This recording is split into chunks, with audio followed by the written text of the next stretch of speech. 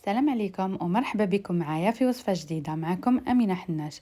اليوم جبت لكم اسطنبول للدار. جبت لكم شاورما اللحم بطريقة جد سهلة وتجي بزاف بنينة كيما تاع برا، اكزاكتومون كيما تاع برا، كيما اللي ناكلوها وتتباع بزاف غالية مالوغوزمون.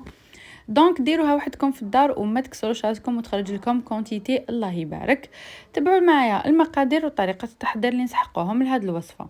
عندي 3 تاع سنينات توم مع حبه بصل تكون صغيره، درتهم في اشواغ وحطيت معاهم الشحمه هذيك اللي تجي تاع الشوا. وشنو نديرو نتيت كونتيتي ما تكثروش بزاف. درت فوقهم ملعقه صغيره تكون مملوءه مليح تاع الفلفل العكري والملح. زدت فوقهم القرفه، من المهم انكم ديروا القرفه، نديروا كيف ملعقه صغيره. من بعد حكمت الاشواق تاعي ورحيتهم حتى ولاو كامل خليط واحد.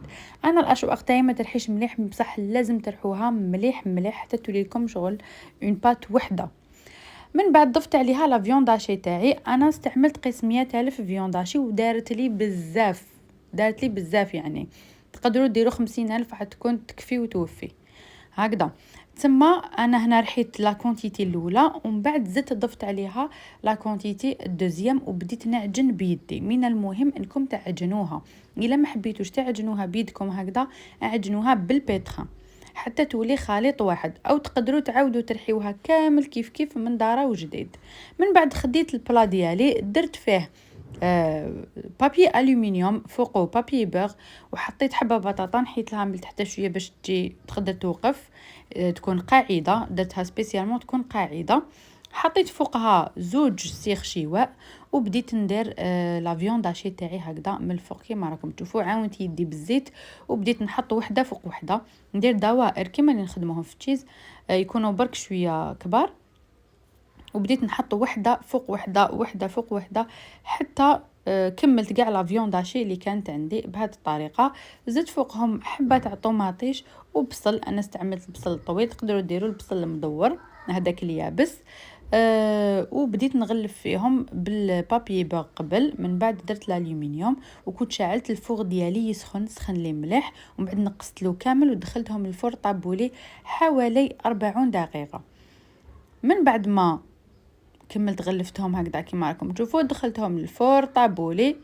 لازم تغلفوهم مليح. وإلا شفتوا هذوك عواد الشواء، هذوك سيخ الشواء جا طويل بزاف، تقدروا تنقصوا لهم. انا نقصت لهم بالمقص.